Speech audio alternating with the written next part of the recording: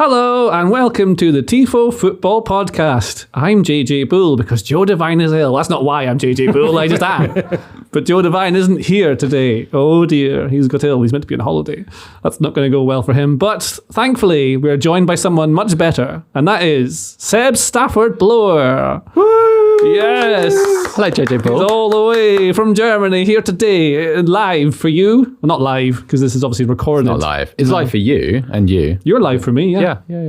Yeah, and also we're joined by John Mackenzie. So, hello. Hey, John. It's good, yeah. Having a nice time, John? Yeah. We've become ungovernable. Yeah. No Joe Devine to stop us from talking. Nobody can stop us. Not you, not Steve. Seb, not Steve. Yeah. Definitely not Nobody. me. Definitely not Steve. So, what did we talk about in today's show? Well, many things. Leeds entering a quagmire or Marsh. Oh, yes, I see what you did. That's very clever. That's quite good That there. is very clever. That's very good. Since sacking their former manager, we talk about like Leeds, Man United, and Ten Hag transitioning the Man United team into something good. We talk about our Man City angry enough to win the whole league. Have they been galvanised by things? It's a good word, galvanised. Yeah, I like that, yeah. It's quite nice to say.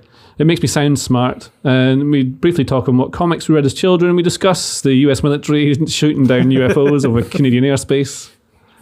That's real news stories. Everyone laughs, and this is the thing about it, right? It's been parodied. People aren't laughing at news story. People are laughing at you though, because you love aliens. But it's not aliens though. You do. Well, You love UFO, they're not aliens. called UFOs anymore. Well, are they? UAPs. What does that mean?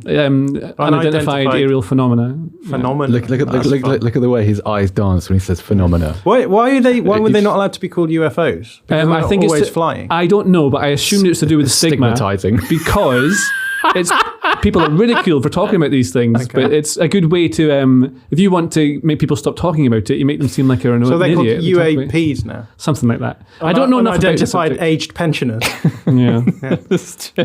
And but the good news is that this advanced technology that has been maybe found and is being reverse engineered is in the hands of Blink-182. So we should all be fine. And then we talked about Fulham, Brentford, and Brighton and how they have done a very good job of being promoted and getting better, improving each day, much like Seb Stafford-Bloor, then a bit about VAR.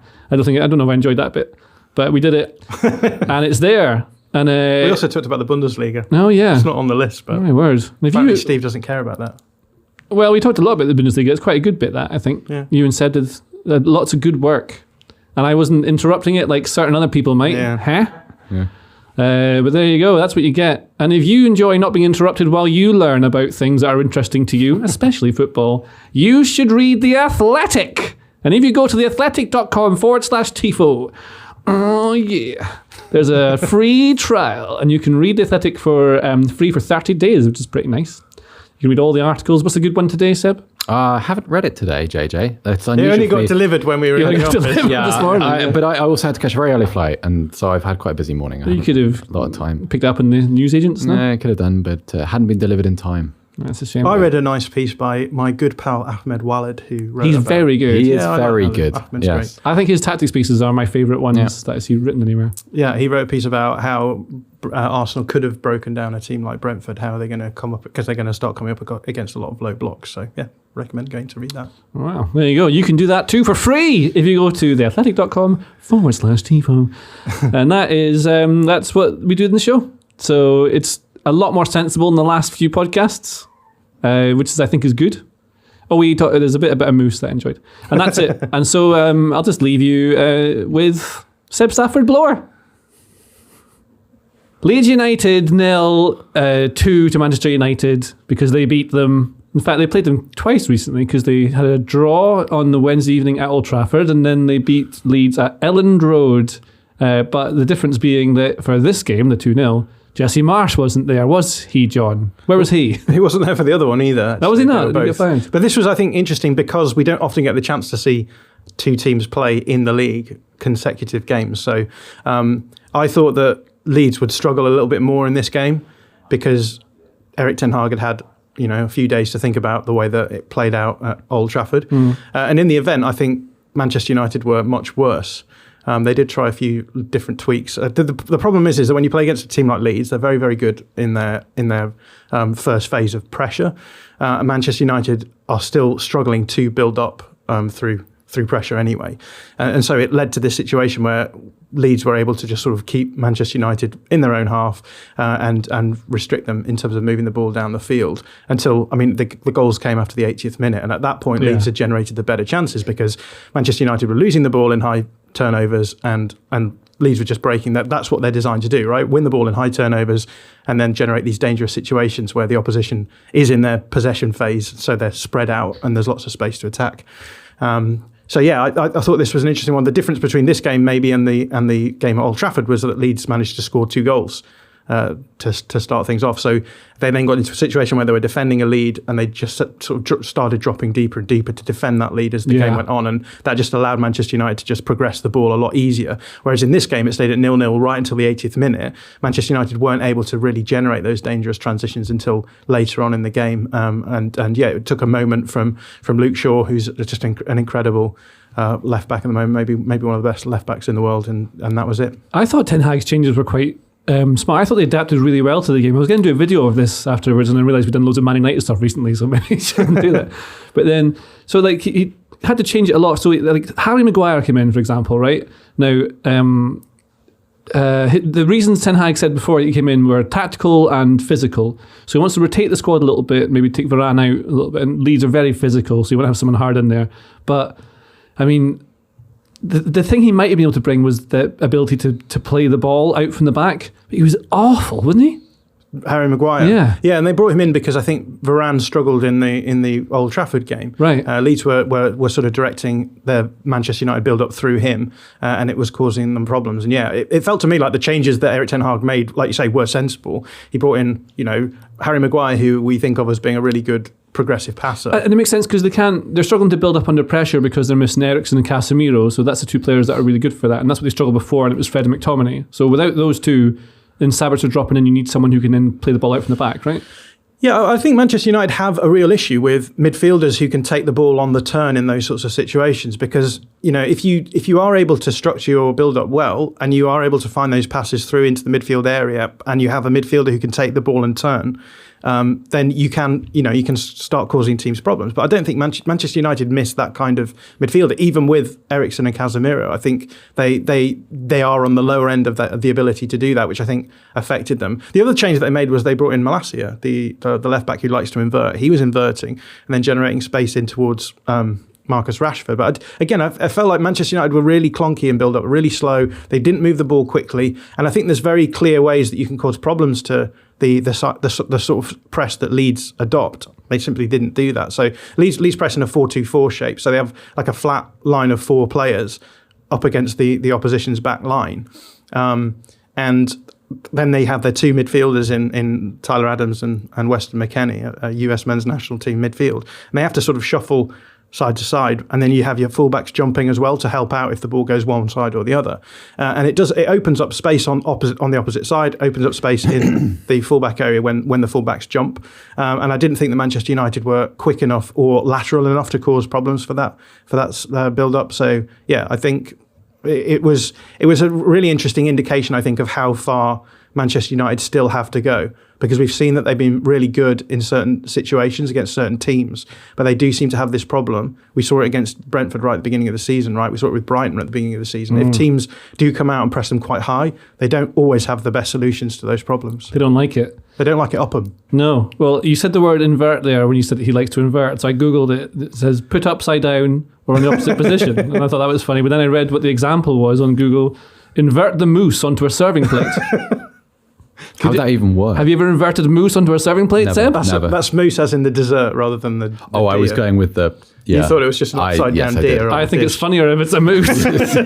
It's also because of the size. You just couldn't... even if you didn't invert, the mousse wouldn't go onto the plate easily. Is there a plate big enough for a mousse? You could make one. Well, what type of manager does the Leeds squad suit, Seb? I don't know. I feel like one of the things that's been missing from Leeds for a while is stability. So this might be a John area, but feels like, as with his time at Leipzig, Jesse Marsch never really enabled a side that could attack without creating huge vulnerabilities behind. That was one of the complaints at Leipzig when he left. A couple of players said things to that effect to the German media, and that seemed like a problem here as well. Also with Leeds, it always felt like there was one gear, like there was a level of intensity which, if they found in a game, they'd be very, very effective. And typically that was against a higher side, like a high-powered team. And now I don't really get a sense of what Leeds stand for, what this group of players, I don't know, what this group of players can actually, what the shape of this group of players is supposed to be. I think that's the best way of putting it. Yeah, when I sort of watch them, because it's a good collection of players. It's not like there's not a dearth of talent. There's not. There are positional weaknesses. There are areas which could be improved with sort of better recruitment. That's fair. At the same time, if you look at where they are relative to the other teams in the division, there's something not quite right about that. When you watch them, they seem to... I've seen people say that they're not good, that they're not playing well. But I watch them, I always think, I quite enjoy it because there's lots of stuff going on. There's good technical players. There's good pace. There's good dynamism. Yeah, but yet they don't seem to create real...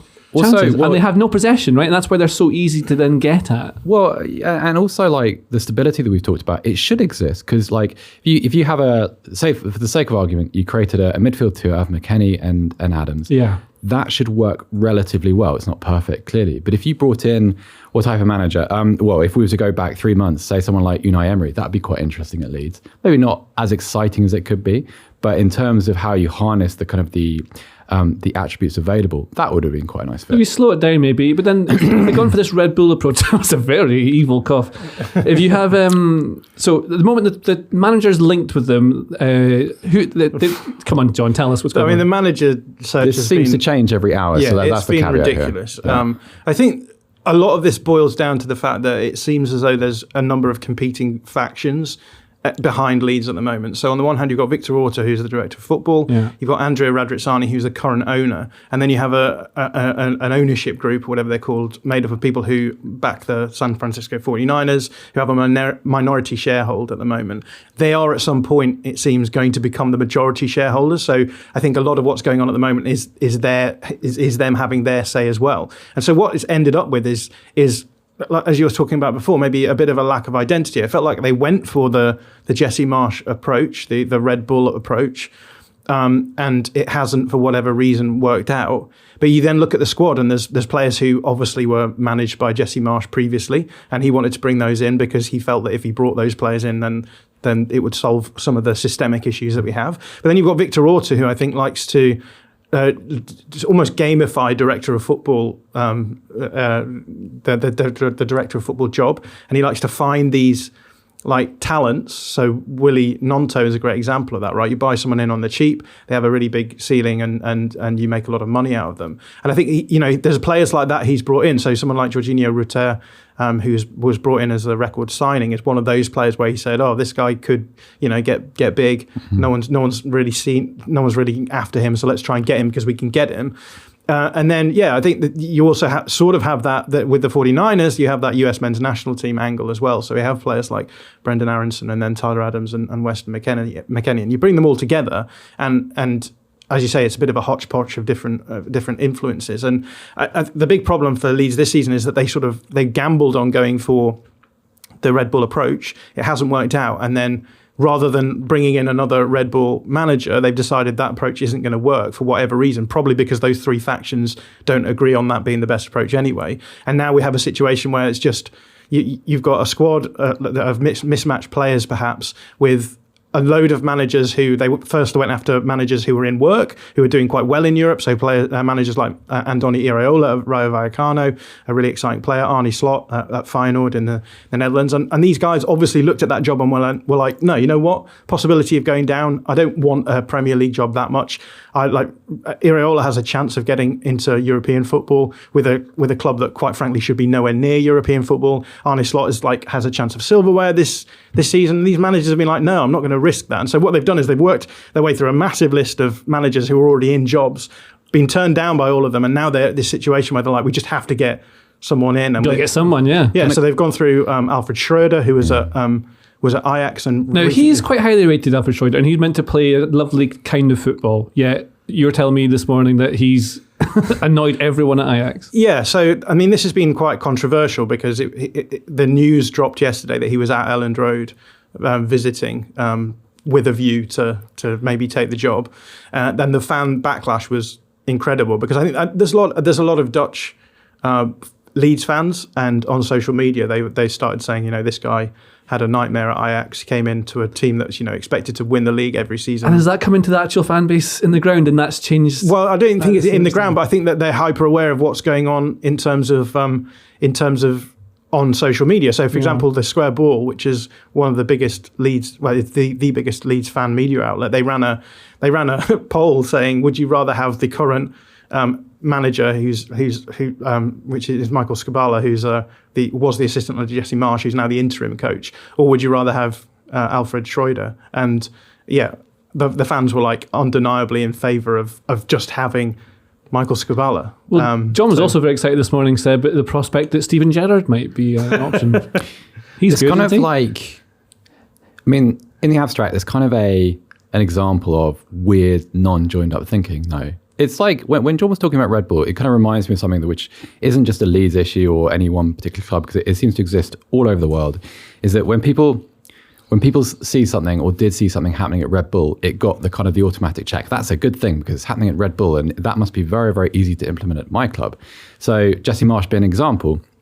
Jesse Marsch's reputation was built at RB Salzburg with a very young team, a team that played exciting football, but a team that was also spearheaded by a young Erling Haaland. Everyone remembers that run through the Champions League, which made Haaland's name at that point. But then people don't sort of look at, right, what went wrong at Leipzig? Why didn't he, having moved through the system, why didn't he work as a head coach in the Bundesliga? Also, is our recruitment good enough to replicate what a quote unquote Red Bull coach needs to achieve things? Well, so one other thing with Red Bull teams is that they tend to have a lot of the money, and then therefore they can dominate. Like Salzburg would dominate the Austrian league. So, well, that's one of the factors, but there's several, and it feels like people don't pay enough attention to all of them. So, okay, so if you compare Leeds and RB Leipzig at their kind of Nagelsmann peak, okay, well, you've got Leimer in there, you've got Sabitzer in there, you've got Timo Werner playing there. Like, you've got a really, really good, strong collection of players who probably in a kind of a Bundesliga ranking would be third, fourth best in the league, which doesn't really fit where Leeds United are at the moment or where their kind of ceiling is because of their financial restraints. And so it's frustrating because you have all these theories about what could work at your club and what might be a good idea and where the efficiencies lie in the market. But unless all these things work well, like if it's like, remember at school when you did you had that little sort of, the exercise which showed you how electric current worked. And if you broke the circuit, nothing happened. It's like that, isn't it? If your recruitment doesn't feed into your coaching and you're not providing a coach with the right kind of players that you need in the right circumstance, within the right place in the hierarchy in a competition, in a domestic league, it's not going to work as well as it did in Leipzig or Salzburg or wherever else. Do you know who is working very well? Erik Ten Hag. He is. United have snuck into a little bit of a title race, haven't they? Do you think they're good for it? Is that what's actually happening? I don't think so. I think there's still enough weaknesses in their game that they're not going to be consistent enough. And I think this is where the controversy will often come from when you're talking about how good Manchester United are or not. Obviously, there's games where they're going to blow opponents away. When there's certain games where they can come up against opponents who are going to be tactically suited to them, they're going to be great. We've seen that in games where they come up against the top six, right? Because they still have the ability to be quite good in these transitional moments, and they can defend well. They can absorb pressure and then generate these dangerous counter-attacking moments. That's what does for Manchester City a lot of the time, right? And that's what Manchester United did against Man City in the most recent game. But I like the example of those two Leeds games. I think shows the blueprint of how you can cause this Manchester United team problems. Now, that doesn't mean to say that every team is going to come out now and press them high, but it does give you a good example of how you can sort of slow them down, stop them from progressing, and make them much less dangerous. So I do think they've got a long way to go yet. But they as I said before, they're still working with a very sort of pared down squad. Yeah, and they had to change a lot during that game to get the result out of it. Like by the end of it, you had Rashford playing through the top with Weghorst playing as a 10 behind him, like a Fellaini sort of role. But you took on Lisandro Martinez to help out with defending. He did well when he came on. I thought he's great. He's a really good player. And you see that, I mean, I was saying that Harry Maguire was awful earlier, which sounds harsh, but genuinely, he kept giving the ball away almost every single time he had it. It was slow. He's like if you had like a foosball character that was animated in the night, like hit by lightning, came to life, that's what he was like. Slow to turn, very wooden. Just Can you imagine being Harry Maguire at the moment of last year? Like, not in the sense of, I've had a bad game, but every touch, like, it's got to be very, very difficult for Harry Maguire. Like, every time he receives the ball, every time he's got a header to win or a tackle to make, for him not to think about the level of scrutiny that he's under. For sure. It's the game, no doubt. Well, everyone's saying bad things about him. I mean, there's this idiot me talking about him as though he's not good at football. He's an international footballer, knows what he's doing. He was quite interesting in this post-match because he said, like, he knows that there's 4 international defenders in the team, so 2 of them aren't going to get in the game. He's very level-headed about it, pointed out that he is the captain of the club. I just think this game has maybe showed that there are so many deficiencies to his game that it seems very much that I don't know how he'd be able to adapt to it, because the speed of both thought and actual literal speed are slow in those situations, which just doesn't suit what they're going to do. So I don't know what happens. He looked very clumsy at times, didn't he? And very casual too. But I think the interesting thing for me about Harry Maguire is that he's traditionally played as a right-footed, left-sided centre-back. And there's been a lot of discussion about how when you play him on the right, and I think Erik Ten Hag is going to be the sort of manager who is going to want to have a strong sided centre-back, so a right-footed centre-back on the right side and a left-footed centre-back on the left side. So he's been playing Maguire over on the right, but you can see from the way that he plays that he's just so much less comfortable. He ends up on that left side often when it's like really busy, chaotic moments. I noticed that. Yeah. And I think that's because of his body shape when he's playing passes and when he's addressing the ball, for whatever reason, I mean, there's people talking about his biomechanics. I don't know anything about that, but for whatever reason, he fronts up far too straight on the right-hand side, which is fine when you're playing on the left because your passing angle is very different, whereas on the right, you obviously have a completely different set of passing angles. And we know that Harry Maguire is a really good progressive passer, but he just hasn't been able to do it on the right-hand side. So I do think that raises big questions about how Erik Ten Hag is going to want to fit him on that team if he's not going to play him on the left-hand side. And I guess, you have a player like Lisandro Martinez, you're not going to force him out of the team anytime soon. But also, like even yesterday when Martinez didn't start out, it was we had Maguire on the right-hand side rather than the left. So there's clearly something about Maguire that Erik Ten Hag means that he doesn't want to play him on that left-hand side. Do you think throughout most of his Man United career, he's been a little bit of a victim of not having that central passing option in midfield, like that deep one? Like if you put in, for instance, at any point of the last sort of 3 or 4 years, you put kind of someone like Marcelo Brozovic in there ahead of someone like Maguire, that's a kind of a safe haven for possession, and it's not going to cure his deficiencies and flaws. It's going to disguise them a little bit and make it a little bit easier. I think that is the sort of player that Manchester United need, right? Part of the issue is that they went for a defensive midfielder in Casemiro, who isn't actually particularly great in terms of that in possession play, especially under pressure. And when he was at Real Madrid, often you would see Casemiro just being moved into a more advanced role in build-up possession, because you have players like Kroos and Modric who can drop in and do the more technical stuff. And I think at the moment Manchester United really lacking that sort of. Obviously, they're not going to go for a Brozovic type player because they've gone for Casemiro. You can't fit that he's player going to be into the team now. So you have to have someone who is going to play as an 8 who can drop in, is really good. Someone like Bernardo Silva, we saw him doing that for Man City. Michael Carrick from the previous generation, that player, like he was. Yeah, so you have an 8 who drops in, helps out, and that gives you a little bit more stability and build-up. That was what they were missing, I think. Well, speaking of Michael Carrick, he played for West Ham, didn't he? Yeah, he did. Am I mad? Yeah, there we go. Oh, that was almost a smooth segue into West Ham Chelsea. He panicked. He should have just gone with it. I just couldn't remember if it was yourself. West Ham. He went West Ham, Spurs, Man United. It's because he's from the northeast. He's Middlesbrough. Is he Newcastle? Which is he's he's a Geordie, I think, but he's also he's Middlesbrough manager now. No? Yes, he's doing very well, yes. Yeah. But West Ham, Chelsea aren't doing very well. Maybe they need a Michael Carrick. Graham Potter's not having the best of times there. We can come to the reffing stuff afterwards. But this is West Ham United 1, Chelsea 1. Now, I thought the interesting thing about this one for me is that West Ham are really good against good teams because they can sit back and hit them on the break, John. But they struggle against bad teams because then they try and play like a good team. Yeah, this is the story of, I think, David Moyes' career arc at West Ham, right? He came in, made them quite solid. They started doing well enough to be able to be at the bottom of that European section of the table.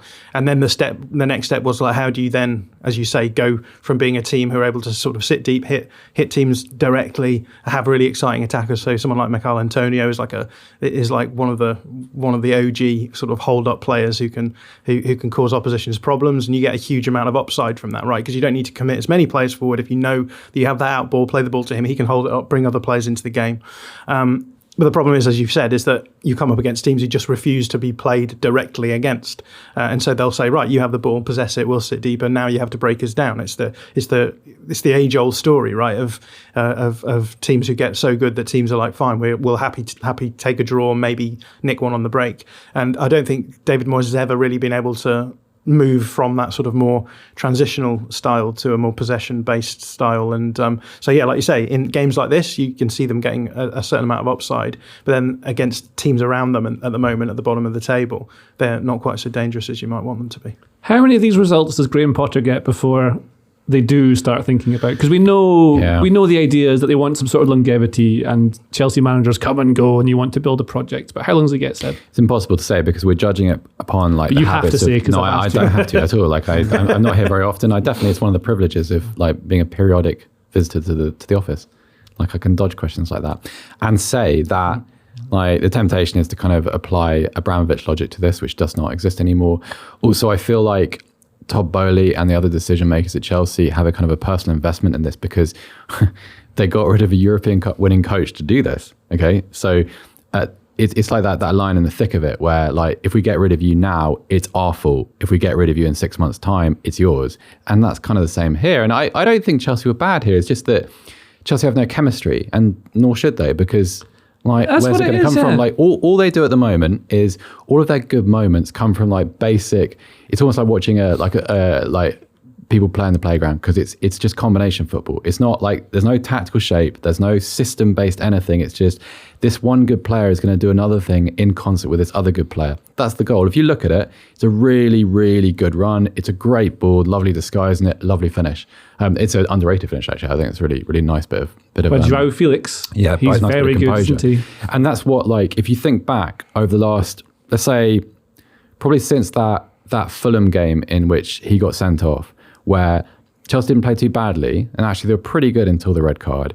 And there were these moments where in sort of 5-10 second bursts, they play quite nice looking football. You think, oh, it's clicking. It's not clicking. It's just you have like good players who do things spontaneously really well to a really high standard. But the passing was so slow in this game. It was boring because the passing was slow. It's just like, it's unavoidable. Like if you want to spend that much money and you want to bring in kind of that sort of volume of new player with no prior experience with anybody else that they're starting alongside, and if you want to get rid of the tenets of this team from a previous generation, Kante, Kovacic, Mount wasn't playing. Like there's no centre forward. Havertz is not a centre forward, and I know they're trying very, very hard to make him into one. He's not a centre forward.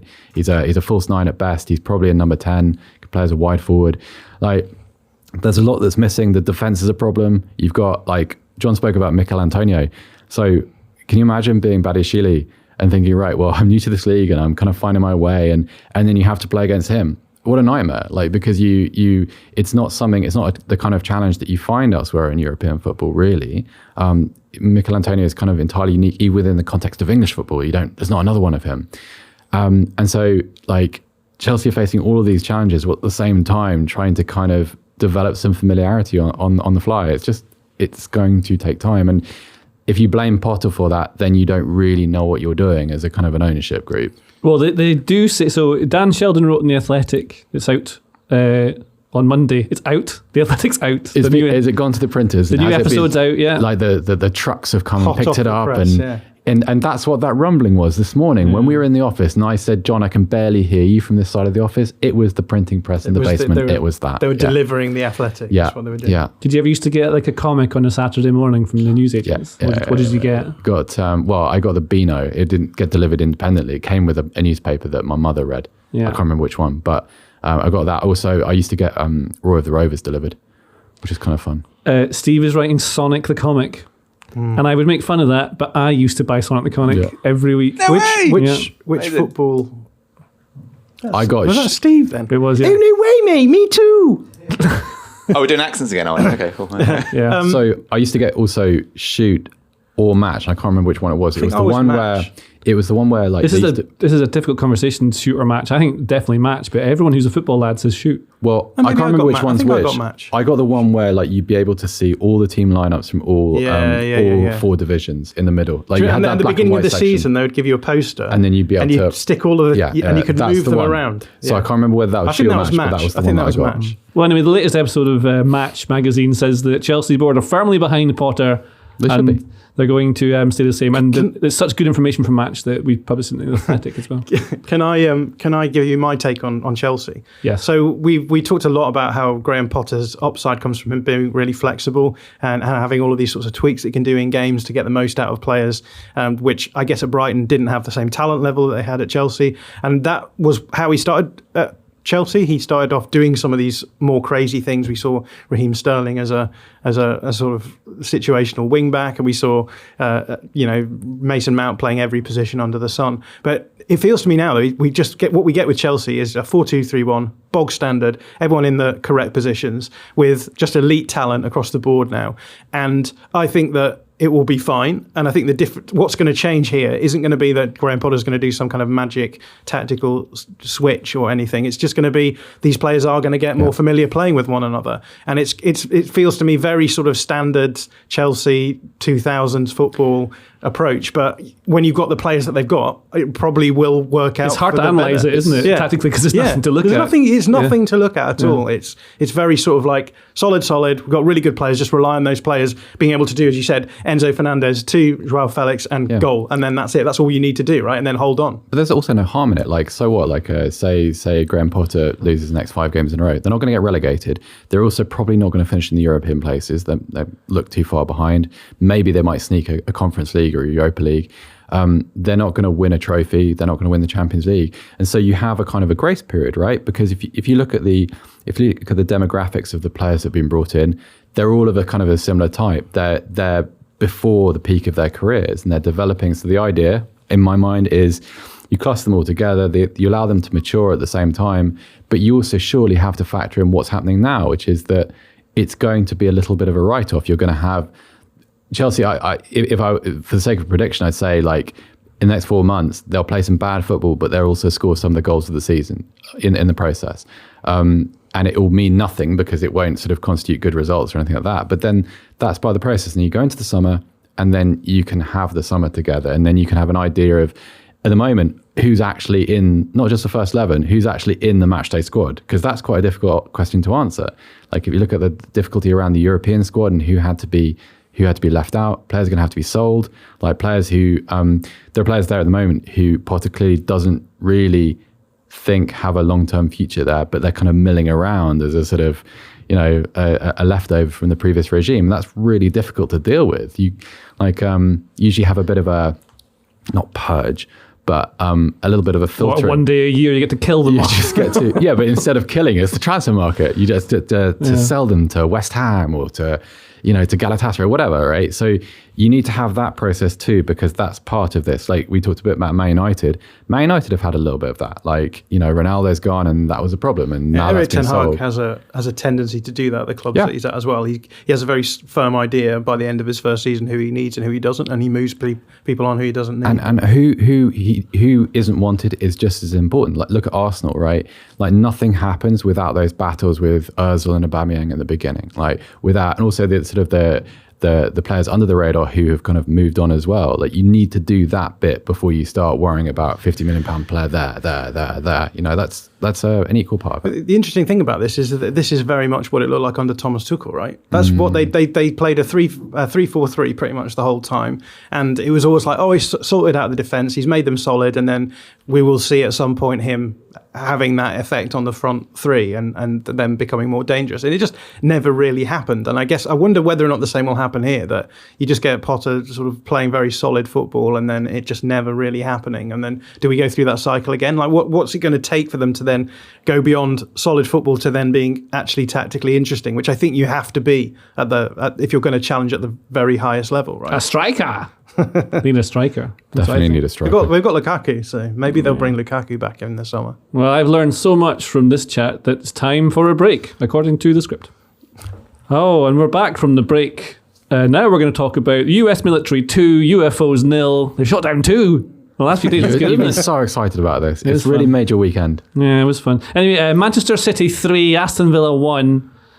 There's nothing in the script, so I'll just make something. What do we think about this? I thought they were very good in the first half, Man City. Is this some sort of galvanising from all the off-pitch stuff that's happened last week?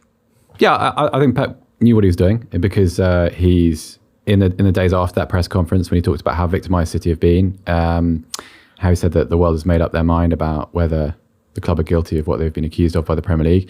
You've seen a response from the Manchester City fans on social media. It's been a lot of chatter, and then in the stadium there was a banner in support of, I think, the lawyer who's been appointed to fight their case. That was one of the most surreal moments in the Premier League, I think. That was very, very strange, but yeah. And so what he's built is this thing that every Premier League manager in the history of the Premier League ever has tried to create, which is that everybody hates us, everybody's against us, it's all unfair, and therefore we've got something to rage against. And that is not a new thing. Like if you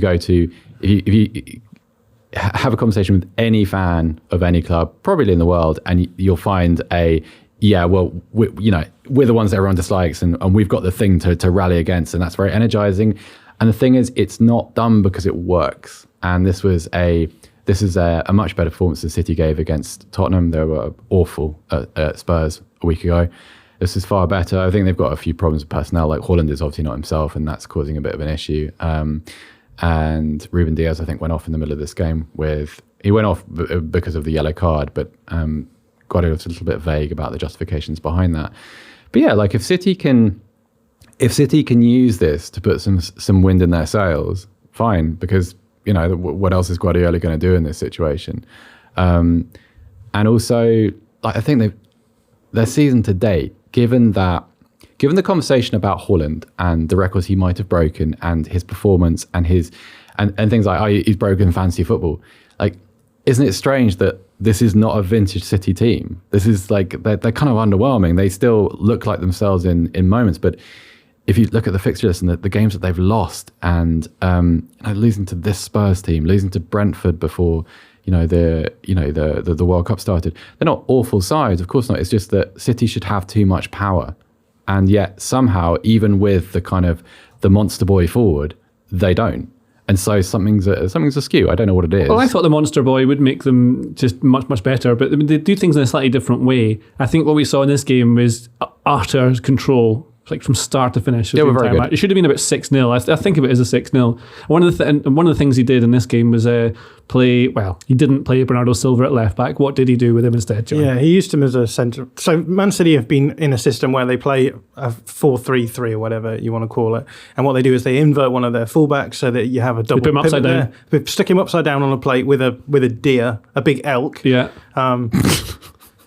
But yeah, we end up with a back three and a double pivot, and then five players forward and a mousse that you don't know what to do with. Yeah.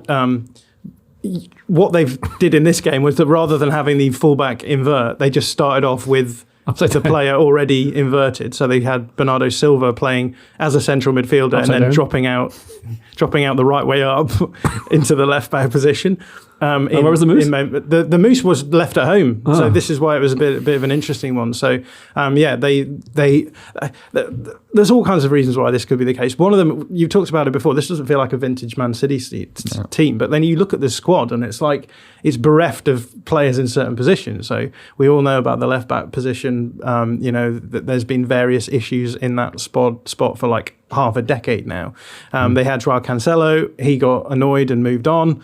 And they didn't see fit to replace him with anyone. They've got Sergi Gomez, who it seems as though wasn't a name that jumped off the sort of the shortlist, really, was he? Like someone with a reputation, but not. Yeah, and again, he's not been trusted, right? And then they've got Rico Lewis, who's probably more of a right-sided player. They tried him as a sort of inverting fullback from the left, and now they've just gone to, rather than even having that fullback in the build-up phase, because a lot of Arsenal are a good example of that. They invert their fullbacks, but they generally start off with a flat back four in build-up phase, right? And then Zinchenko goes inside. Man City now don't even bother doing that. They just start off with a straight three in the lowest phase of build-up and have their two the fullback already inverted. So yeah, they're doing things differently, but yeah, it raises questions about what the overall squad looks like, because they've got old players. You've got Mahrez, you've got Kevin De Bruyne, you've got Ilkay Gundogan. These are all obviously great elite footballers. They're all getting on a little bit, and they've on top of that changed the system to have a non-false nine. Well, this is relevant off the back of the UFO intro, because, of course, so this is to do with quantum physics and the idea that particles can exist in multiple places saying the at wave once. function's collapsed. Well, you have this time around. you have a left back who is both a left back and a central midfielder and a false nine and a central midfielder and a centre back at the same time. It's basically... If you observe them in different phases, Yeah. they look completely different. Sometimes it looks like a photon, sometimes it looks like a wave. It just operates on a level we can't understand, and Yeah, perhaps exactly. through meditation. This is why there's a lot of meditation stuff about this as well. Anyway, I've grown tired of Man City, and now I wish to talk about the newly promoted teams in the league. Brentford, Fulham, and Brighton. Not all of them are obviously newly promoted, because Brentford have been here for a while, but they were very, very, very good against Arsenal. Brentford, in fact, I think probably maybe have won. But what I want to know is, how come these newly promoted teams are doing so well nowadays? Because you get teams like Brighton who are now pushing for a Champions League place. Brentford conceivably could do the similar thing. Fulham, very good as now. Are there anything different to what previous teams used to do? Yeah, I think it's largely just like off-field stuff, right? These teams now have sensible visions about the way that they're going to play. I think they have sensible ideas about how they can play, and they enact those ideas. So when you talk about all three of those teams, Brentford, Fulham and Brighton, you can say, how do these teams play? And I think most people would have a decent sense of what that is, because they have that identity which is going to be visible in all the games that they play. And I think that's part and parcel of it. It's just you have the right idea, you have the manager who can enact that idea, you bring in the players who can enact that on the pitch, and these three teams now, they're pushing for the European places, right? So they're all in sort of 6th, 7th, 8th position. Fulham's a good example, aren't they? Because last time they come up, they spent about £8 billion on like right backs who were 40 years old, and now they've done it very wisely. What's the difference, Seb? I think they're better coached. By the way, just to clarify, we mean newly promoted in the sense of like in this sort of epoch, not all these teams came up over the summer. Yeah, you never know. Like, really, you can't be too careful. Gotta be careful with the internet. I think there's another general point to add in here, which is that like. Oh, I'm sorry. You moved on too quickly. Like, Joe Devine would have, he would have slapped me down at this point, but you've been very accommodating. I don't care. Okay, right. So with the Premier League's growth has come like two things. Firstly, like greater wealth, obviously, for everybody, which means that clubs with the visions that John's talked about now have the purchasing power to kind of actualize their philosophies and their theories. So you can actually, instead of taking more of a punt on an aging player, you can invest in someone that's coveted by a club outside of England of the size of like an AC Milan, for instance, or probably not Paris Saint-Germain, but RB Leipzig. The other thing is also, if you think about the prospect of the Premier League for a player, like a young 22, 23-year-old player, like if you're saying, forget Brighton, because it's a little bit of an anomaly, they're doing so well and they're so well sort of managed as an organisation. But if you're a club in the, if you're of interest to a club in the lower half, then that is still a really good deal. Firstly, the wages on offer are going to be very, very competitive, probably better than you'd find anywhere else, regardless of where that team is playing in the league, where they're finishing. Secondly, the platform is massive. So if I'm someone who has made my name in Liga, for instance, and I'm 22, 23 years old, I will go somewhere like to a Fulham or a Crystal Palace, because I know that even though I'm not playing for Man United or a Man City or Chelsea or Arsenal, I know that the platform is so big that my reputation is going to have the same kind of gains as it would do previously if I was playing for one of those clubs. And so the all-round package is just incredibly attractive. It's just and it allows clubs to recruit from a higher shelf than they otherwise would have done so, not just in price, but in terms of quality. So like instead of like a Karamatoma going to a side and spending most of his first sort of 5 years on the bench or as a sort of a bit part role player, like he comes in and he's able to change the conversation around here within the space of really 3 months. Like if you go back to the beginning of the season, he was an interesting name and he crops up in a few sort of preseason previews. Now, like if you were to fast forward in the summer, there isn't a club in the country that wouldn't say, I want him. and I'm happy if my club pays 40, 15 million pounds for him. That's the power of the platform. It's obviously his performance too, and the kind of the fun backstory about his thesis about dribbling and that kind of stuff. And he's played ever so well. But that applies to so many other players too. Like it's how, for instance, Moses Caicedo goes from being like a little bit of a fun story because his agenting situation was previously very vague when he was South America, and he was of interest to all these clubs that couldn't buy him because nobody really knew who represented him, to, yes, my club should spend £80 million on him right now in January because he's what we need for the Premier League title. But that's proof of good scouting and recruitment, because then there's nothing to stop other teams doing that, sending them out on loan and then putting them into their own first team. And for example, Nottingham Forest have spent all their money on loads of players. Like, is what they've done smart? Yeah, I think that there's a big difference between the way that those teams are approaching things and the way that a team like Brighton. We've talked about Brighton in the past. Brighton very smart insofar as they pick players up before their value increases because they've moved somewhere big, and they then loan them out to that stepping stone team so that when they succeed or fail, Brighton are in a place then to just bring them straight in and have picked up a player who is obviously available for cheaper than they would have been had they made that step up. And I think that's important. But again, Fulham have done similar things. Fulham this time around, I think, they've kept largely the core of players they had in the Championship. And they have brought in players like João Palhinha, who they got for £20 million and was a much needed, I think, piece in that puzzle. And they've put him in. He's magic. Absolutely brilliant. Like he's the best one-on-one tackler I've seen for a really long time in that kind of old school 90s way. It's just like when he wins the ball, it makes a sound when he clatters into somebody. It's like he's terrific. There's something about also riding momentum and going on an upward trajectory when you get promoted. Like Leeds, when they come up under Bielsa, were able to add very few players because Bielsa doesn't like to buy big individuals. But then you saw Jesse Marsch signed a lot. I think it is worth saying that I think Fulham are on that trajectory, right? The momentum one. And the big question is going to be for them in the summer: how do they make the next step? Whereas with Brighton and Brentford now, what you're seeing then, Brentford I think have gone through that step, right? They had the momentum of last season staying up, and now they're able to make smart decisions to then keep that trajectory upwards. And I think if you look at the underlying numbers, Fulham are running a little bit hot at the moment, but the other two, both Brentford and Brighton, are well worth pretty much their positions in the top half of the table. And I think that's the big trick. It's like it's all well and good to come up as a promoted side and have a good season where you stay up once, like you say, Leeds did that. But it's always that next step. It's like the following season, I think, is the second season syndrome, as they call it, is a real thing. Well, then like Crystal Palace are not one of these teams. They've been there for a while now, but they're kind of just trapped in that lower half of the table section. And there's nothing really to stop them. They don't have a lot of money, but they could sign players like Mitoma and any of these lads that come through and develop them the same way that Brighton have done, but they haven't done it because they must have a different model.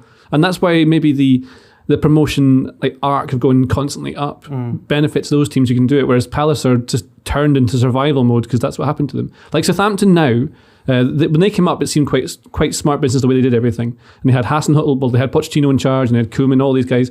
Then Hasenhüttl with a very clear style of play, signing players for it, and that's all changed. The ownership's changed. Now they aren't doing things in a very smart way. And like we talked about Leeds earlier, but there's now noise that like Jesse Marsch might get approached to Southampton, and then Leeds might then take Ralph Hasenhüttl for things that aren't very smart and guided. So maybe these clubs are getting to a point where they do well, and then they show true colours and start to panic and hire people. Yeah, whereas you get trapped, don't you? That's the problem. I think it's worth saying that both Southampton and Leeds are teams who thought that they had a smart approach, right? They both had approaches that they implemented, and they built their whole philosophy around that.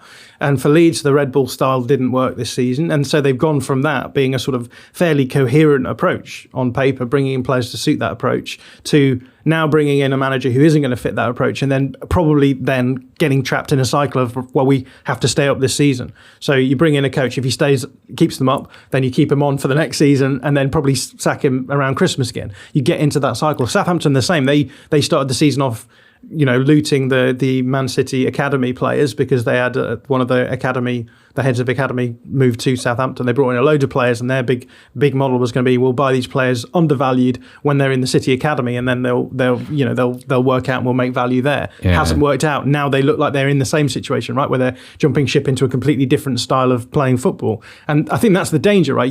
As soon as your coherent philosophy doesn't work anymore, how do you then develop a new philosophy, or do you just end up then panicking and being like, we have to stay in the Premier League because it's so financially viable for us to be here that if we go down, we're going to be in a huge amount of problem? I think that's where Fulham have really succeeded. If you compare Fulham and Southampton, that's quite interesting as a contrast, because Fulham clearly recognised, right, we need guaranteed production from a few positions. So you would go out, you sign Bernd Leno, international caliber goalkeeper, played at the very highest level at the top of the Premier League before with Arsenal.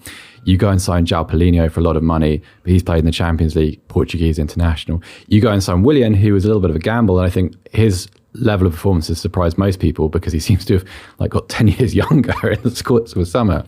At Southampton, you look at the major transfer business. So John's mentioned kind of some of the players snagged from the City Academy. Like Lavia came in, and he looks like he's going to be a great player at some point in his career. Obviously, Gavin Bazunu, goalkeeper, good player, but like doesn't make you necessarily feel quite as secure as Bernd Leno, just on an experience basis.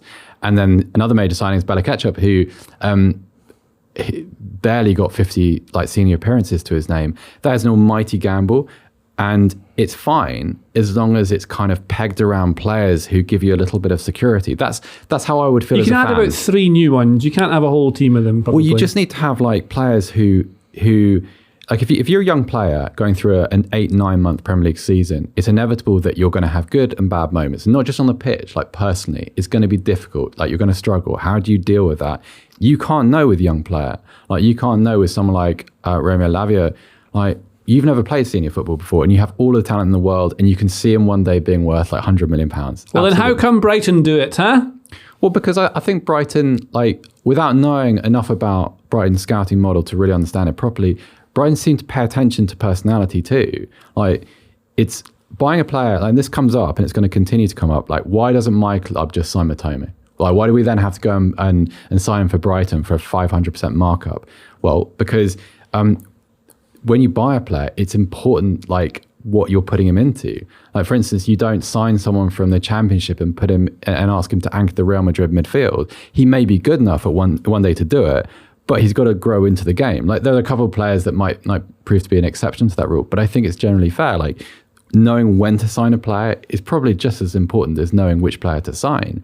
And I think Brighton have nailed that. Now, someone far smarter than me will be able to explain why that is, or what the details of their scouting model and procedure are. Well, we don't have much time. Yeah, we don't have smarter people on hand. If there was someone in the booth who could just walk in. Oh no, I was saying I can do that bit. Oh, you can do that bit. Yeah. You're hosting those. So. I'm hosting. I can't. Yeah. Well, you could do if you were truly smart enough to do it. There's a wall. I can't add. Joe would do it. Joe would just start talking. Money can buy many things, like love. Oh no, you can't buy love. Absolutely, the thing that it can't buy. Not. Yeah, that's the thing that everybody knows. Do you know another thing it can't buy? Even though you wouldn't, it's not for sale. I'm trying to segue into a thing about VAR chatting. Accuracy, lack of human error. Yeah, so refereeing decisions are really boring. Making mistakes on podcasts. I don't think it is boring this week. Well, tell me if you can, loyal viewer or listener, tell me if you can work out what team the producer supports when I read this sentence.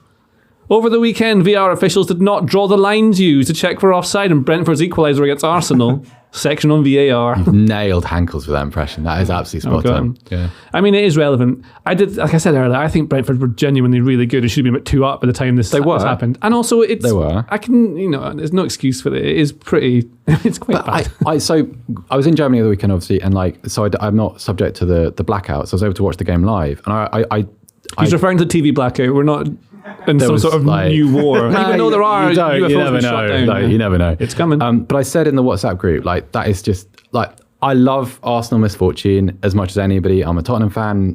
I'm entitled to it. This was scandalous because it shouldn't need the line to see it. It's a ridiculous mistake to make because I said, and John and I were having a conversation about it. There's just unless I've missed something in the play, there's just no justification for it. I appreciate Howard Webb. So Howard Webb is the head of the PGA MOL now, and he Pogmol. I think we should call them Pogmol more. Pogmol. Previously, when mistakes got made, Pogmol would just ignore them and hope that nobody noticed, or they would alter a rule or an interpretation and kind of fudge the issue. Howard Webb has promised to be a bit more transparent, and so far he's been good to his word. He's contacted Arsenal. I think he also contacted Brighton to explain the mistake that got made in the Crystal Palace game, the Estepanen goal that was incorrectly ruled out.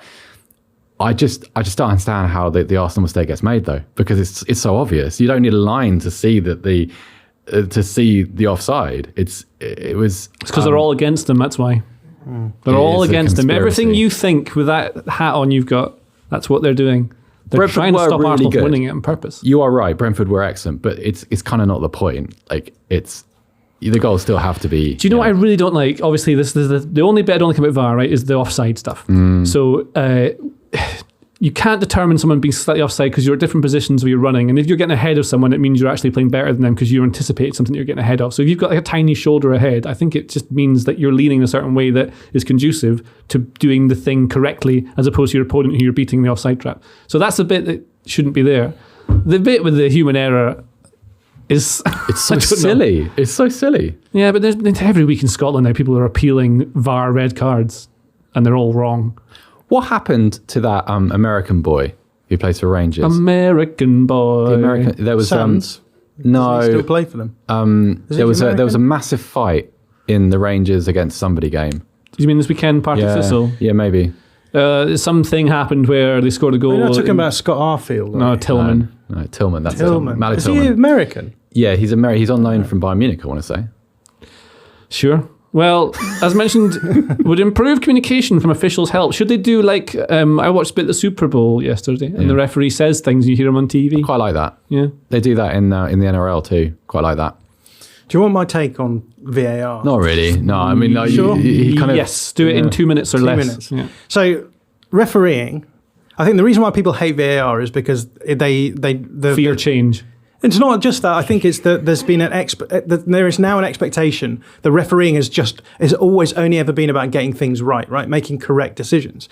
But I don't think that's actually what refereeing has ever been about. Refereeing has been when you have two teams playing against each other, you need someone who's an independent arbiter, right? Who is going to judge both of those teams to the best of their ability. And because of that, the game can go ahead. If you don't have a referee, you can't have a game because the teams are just going to disagree with each other on the ruling, right? Yes. That's what refereeing's always been. VAR comes in and people think VAR is just some kind of technological overlord who looks at everything and is never wrong about anything. But all of VAR stands for Video Assistant Referee. It's another person who is watching the game on a video, able to slow it down and take a look at things again, and he helps, or she helps out the referee in making those decisions. Yeah. And I think the problem is that people think now that because of VAR, there shouldn't ever be mistakes. That's how it was sold to people, though, John. Like, I agree with you. It's just that's how it was sold. That was its selling point to the game. It's not correct, but that's how it was presented. Yeah, but I think that is. I agree. Figures in how everyone looks at things now. What people need to remember is that VAR is going to make mistakes too. Now, I think in this instance, it's slightly different because those mistakes are egregious, right? And whenever a referee makes mistakes, you have to go back and say, these were mistakes. We need to try and work at not making them again in the future. But I think that the problem is that people are now so allergic to the idea of any mistake being made that they've forgotten that actually the reason why these officials exist is to allow the games to take place smoothly but then you've kind of like what's happened there though is like you've taken away the justification for a mistake being made in the first place. So you said, right, well, the game's quick and I can kind of understand it if a player's offside by that much. That's about, I don't know what we're doing video, so it's like 5 centimeters. But now, like, you have a situation, right? The Arsenal offside is the contemporary equivalent of, I don't know, a linesman leaving his flag or her flag in the dressing room and be like, well, it's offside, but what am I going to do? Like, I put my hand up. I can't do anything. Like, it's a ridiculous mistake. But it's tight enough. I mean, I think the funny one for the weekend. I think it is tight. I think it's tight. When you're watching it in full speed, right? That's the kind of goal. This is my point, right? If you watched that at full speed before VAR, there was every chance that goal would have stood anyway because they wouldn't have thought it was offside, and that's what would happen. So the idea is that VAR should be able to make that fairer, and that's what should happen. And they should probably have seen it when they slow it down to the meticulous way that they do it, but it's fine. There's the Chelsea goal. So the West Ham scored. What was it? Souček dived, saved a penalty. Oh my God, what am I saying?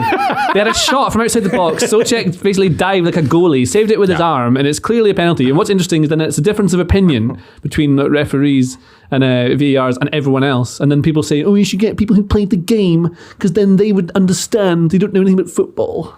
See, I don't really buy into that argument because I don't think I don't think having played or not having played the game is really an excuse for getting that wrong. I think I think there's a certain type of referee in the Premier League now where the tendency is to regardless of what's happening, is to do nothing. And then if VAR then needs to intervene, then it intervenes. But at the same time, it has to intervene over its high bar. So what's probably happened there, and I'm completely guessing, is that the Suchek handballs happened, and the law around this now is that if a player, if a hand is struck, but the hand belongs to a player who's kind of supporting their fall, or their body position, that's not handball. Like it was that one that happened for Portugal in the World Cup against Uruguay. When the guy was falling back, it hit them on the hand, it was given and it shouldn't have been, and we talked about it on the live show. It's the same thing. That is clearly not what's happened in this instance to anybody looking at it, but because I forget who the referee was, I think it was Craig Pawson, has probably had a conversation with the VAR and said, what I've seen is this, blocking's full, and the VAR has said, yeah, close enough, that's probably what happened, and then it goes on, and that's how that happens. So it's a mess, but then this is what it goes back to, like as soon as you take away the idea that, as John alluded to, mistakes are acceptable, then you get this. And this is what was sold to people. It's like, you're going to get these decisions right, so we will tolerate all the nonsense that goes with it, the long checks, the stops in the game, like the kind of the breaks in emotion, the kind of the pauses after a goal is scored. And the payoff for that is, right, fault the system. It never should have been sold like that because it's ridiculous, but that is still what happened, and that's what frustrates people. The rules were developed so that people could make the best decisions in the moment. The best they could. And as a result, the rules are like incredibly broad on certain things. So the whole thing becomes interpretational. Yeah. And the problem is when you slow everything down now, we just get these sort of legalistic debates being like, oh, well, was he putting his arm down to stop the ball? You get like a 9-point thread on Twitter. The only way to solve this is to create a sort of dystopian Judge Dredd style world aliens, isn't it? Where the referee is literally a robot that can control things. And as long as it doesn't go rogue and start, trying to like destroy everything in its path, which Asimov's laws should prevent it from doing. But can you control the robots when they rise? Maybe they're coming. Maybe that's what the UFOs are. All about that. Yeah. More about this after the break. Oh, we're back. Now we're going to talk about the Bundesliga. And my word said there's a chance Bayern Munich might win it this year. Bayern Munich look quite competitive and they are still top. Yeah. But importantly, Union Berlin went to RB Leipzig at the weekend during the Topspiel game and won. They were 1-0 down at half-time, and they came back to win 2-1. If you haven't seen it, go and see Yannick Habada's goal from outside the box. Absolutely brilliant hit. And from a Freiburg player. Don't do that. Don't do that. Helping you guys. It's not you guys. You're a Berlin fan. Yeah, so are we trying to create this sort of idea that there is some sort of title challenge on? When I look at the goal difference of plus 41 to Union Berlin's plus 11, that just sounds like Rangers and Celtic in the Premiership. No, I don't think it's that. I think it's more that just before the World Cup, Union fell off a little bit and looked a little bit short of energy. They got absolutely battered by Leverkusen and Freiburg. And so I think at that point, everyone said, right, it's done. It's been a nice story, but they're an autumn team. They've come back from the Winterpause and they've been excellent. They've been absolutely excellent. And they're playing Ajax in the Europa League on Thursday. And it's just a new height for the club to climb, a new club for the club to have climbed to. And I think the point is not about winning the Bundesliga. It's just Union Berlin could be playing the Champions League next year. And that's an amazing story. Like if you think about where the club's come from and what the last sort of, I suppose, since they ascended into the Zweite Bundesliga, which is 13 years ago now, to where they are today, it's amazing, given the budgetary restraints and the stories. And it's a great book. Read Kit Holden's book about Union Berlin if you're interested. It's a tremendous bit of work by Kit and super interesting. It's called Scheisse, We're Going Up. Scheisse, We're Going Up, yeah. Union Berlin, interesting, because we talked about them at the beginning of the season, saying their underlying numbers weren't great, and et cetera, et cetera. But I think a really good example of like a situation where a team has a tactical approach, which almost belies its underlying numbers and justifies it being where it is. And I think that's really fascinating. The fact that they've developed this sort of lower block, absorb pressure, and then have really excellent transitional players who can score. I think that, and in the Bundesliga as well, a league where a lot of teams just haven't considered the possibility of actually defending. And you've got a couple of teams now in Union and Freiburg now who are, I would say, largely defensively minded teams. Yeah. And as a result of that, they're able to get much further up the league than they should be. I mean, neither of these teams has any right being anywhere near the top of this table in terms of, as you've said, the budgetary requirements and the fact that, they simply operate in a sensible manner. They sell players for value. They make money back, and that's selling players like the turnover. I think the last 3 years, since they got to the Bundesliga, Union have made a healthy profit in player trading. Also, I think what's interesting about them is that, like, for all their defensive ability, they've got a known weakness, which is in the transition, you can exploit space behind their wing backs if you spring it well enough, if you create the right crossing triangle. And yet they still don't concede many goals. Like, they've got the second best defensive record in the Bundesliga. If you take away that blip for the World Cup, like the drubbing in Leverkusen and the beating by Freiburg, they would have the best defensive record in Germany, which is amazing. It's an absolutely amazing thing. And also they're just... So like the Newcastle of Germany. Yeah, but without the £35 million Sven Botman, right? It's an amazing... Here's one for you, Seb. I'll ask you a complicated question now that we're trying to sort of wrap up the podcast. Now, you live in Germany. I do. People might not know that. He does. I do live in Germany. So if Union Berlin get into Champions League, they get a bit of money from Champions League. That's good. Mm-hmm. They can spend some money on their players. But does it really matter long term? Because the gulf between them and Bayern Munich is huge anyway. And also, what are they really going to compete at when you compare to what the Premier League is doing? My question to you is, what is the German opinion on how the Premier League has just destroyed European football with all the money that's in it? I'm not sure of a consensus. What I will say is that it actually doesn't come up that much. Like, that's interesting. I mean, I haven't assimilated. I've only been there a couple of years, so like, I'm not the person to ask. But I think German football is such a world apart from the Premier League that if, for instance, you were to have this conversation with a Union Berlin fan and be like, well, you're not ever going to win a thing. They'd be like, I don't care. I'll go to Union because there's something about the way the club is run that speaks to me, or, it's something about the environment. I mean, that's a question for them. Oh, for sure. And that's why everyone supports different teams. I support Aberdeen. We're not going to win anything ever. Well, also, like... But it's more like the opinion of how it looks. It's not the futility of it all, but like whether there's some sort of growing not mistrust towards the Premier League or something. No, I think over time there might be some resentment, but at the same time, it doesn't impinge upon people's enjoyment. Like occasionally I go to the Volkspark Stadium to watch Hamburg with my brother-in-law. 50,000 people go and watch Hamburg in the second division. Like, there's no kind of, if there's one club that kind of sums up futility and like how you're able to kind of trip over your own feet again and again, it's HSV, right? And yet it doesn't seem to make a difference. And so the idea of, well, we can't buy this player for £100 million, so what's the point? That's kind of how I feel about English football. German football is, to me, one of the reasons why I've got into it since I've been there is like partly exploration, but also because it is so different and it feels like a different world. Not different sport, but like there's so much to it that is not about the winning and losing. And maybe that's been born out of Bayern Munich's dominance and out of necessity. Maybe. But also it just feels a little bit richer. Not necessarily all over, because there's definitely a lot of, diverse fan cultures in England beneath the Premier League and some within it.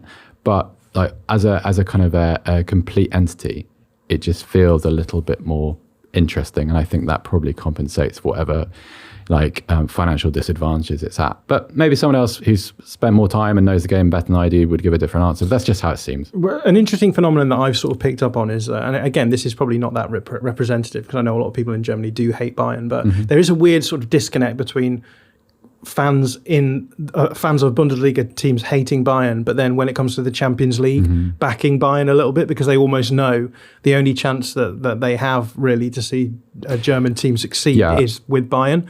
Again, I don't know how representative that is, but I know a few, I think, fans who would be sort of like Bayern in Europe. But I think there would be for PSG. Like, I think like in this game, I mean, it's kind of a weird thing to be, to favour PSG over Bayern Munich, regardless of what sort of resentment they breed in Germany. I don't know. Like, maybe it's a little bit like the way everybody used to think in the 90s when, like, you'd only get... I didn't have Sky when I was growing up, so, like, the only time you really see live football is European football. And so you'd sort of, as a child, you'd adopt the team that we're on. So I remember when Leeds won the Premier League, before it became the Premier League, and they were in Europe the next season. I remember supporting Leeds when they played those games against Rangers, and then when Rangers knocked them out, they'd being like, go on the British team afterwards. And like, obviously you wouldn't do that now because the game has changed. But like, I remember wanting Blackburn to do well when they're in the Champions League, and Man United. And I remember kind of almost celebrating when Man United won their European Cup and, their Cup Winners' Cup at the beginning of the decade. And like, maybe it's a little bit like that. I don't know. But it wouldn't be for the same reasons. It wouldn't be because of scarcity of TV coverage. But it's an interesting concept. It just feels like a different, like, it feels like all the anger is directed a different way. Like people are angry about things like RB Leipzig and the manipulation of 50+1, or they're angry about the governance of the game, or they're angry at their own club because Cup being in Qatar. Yeah, or they're angry at, like, you know, Bayern Munich fans are angry at their own club because of their Qatar associations. And, like, you know, that's a really big pressure point. And it doesn't feel the same. And I don't know enough about German football really to kind of do that justice. But yeah, it's different. It's part of the reason why when I went to Germany and watched Freiburg play, I got so into it, because back then Freiburg weren't exactly great. They were a relegation avoiding team perennially. They're now much better than they were. But like, there's so much about that aspect. It's like, it's not about, I think we've become a bit results pilled in the Premier League, right? Where it's all about who cares, as long as you win or you lose, whatever. That, like, as long as you win, you don't lose. It's a different sport to like sport and local whereas team, you go along, I went to Freiburg, you go to the stadium, you know, the stadium seats over, well, it's massive now. It seats over 25,000 people. The population of the city is 200,000. So 1 in 10 people, and people aren't travelling around from miles away to go and watch Freiburg because it's quite a secluded area. So you end up with like 1 in 10 people probably being in the stadium on the weekend.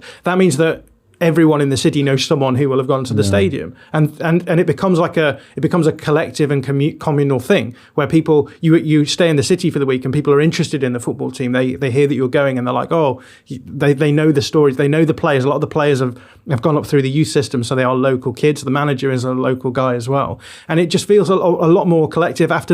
Before the game, you sit around, everyone's drinking beer. You can take the beer into the stands. After the games, the players go over to the ultras. The ultras pick a man of the match, and that player goes up into the stand and they megaphone, like, sing a song. They have to sing a song and stuff, and it feels like it feels a lot more like there's a lot more overlay between the team, the club, and the place where it's based. And then at the end of the game, all of the players just walk through the crowds to get to their car and drive off. It feels a lot less hygienic than Premier League. It's getting me hyped up. The fan feels, get amped. It still feels like a stakeholder, right? Because the fan is literally a stakeholder still in German football. Yeah. And also, like, one of the things I've noticed in the few games I've been able to go to as a fan is that, like, as a visiting media person, is that, like, when you go to football in England, you feel like you're doing something wrong, right? Because of the atmosphere and the policing and the kind of the general constraints on your behavior. It's like someone's waiting for you to do something wrong. And I feel like that's quite pervasive. In German football... That's actually true, yeah. But in German football, like, if you go, it feels... I don't know if this is representative, but to me, on those occasions, always felt like it's a day out and people are just having fun and they're enjoying things and they want the team to win, but it's about other stuff too. And there's a diversity to it. Like, back in the autumn, I went to the Revier Derby, which is Dortmund against Schalke. I went to the Westfalenstadion, and that is just this temple of football. It's incredible. Day after, I went to see Union Berlin beat Wolfsburg. So it's two very contrasting experiences. Union Stadium holds 22,000 people, so it's very, very small in comparison to the Westfalenstadion. And yet there's a charm everywhere. There's something to be seduced by in every environment, and exactly what John's just described about Freiburg. And even, like, wherever you go, you can find something, I think. And that's and that might be because I'm new to the country, so that's a disclaimer. But that is definitely a selling point. It's definitely something which people, I can understand why people gravitate towards. I think that's a lovely way to end the entire podcast. Isn't that nice? John got me amped up. Seb brought me down a little bit again, as he is wont to do. Yeah, but it was nice. We have to keep you on a leash. If you're too excited, you're a pain. Only up or down, no middle. Yeah, I think that's a good way to end it. So let's end it there. Thanks very much for being in the studio, Seb Stafford-Bloor. Very welcome, JJ Bull. Thanks to you, John Mackenzie. It's lovely having Seb here, isn't it? It is nice. IRL. Yeah. Nice. Thanks to producer Steve Hankey. You're welcome. Production. And of course, producer Jamie, who is producing the video that you could watch. Maybe you are watching the video, because much like quantum particle physics, the video is very different to the audio. The video exists, as does the audio. Which is true? Which is the reality? You choose. Goodbye.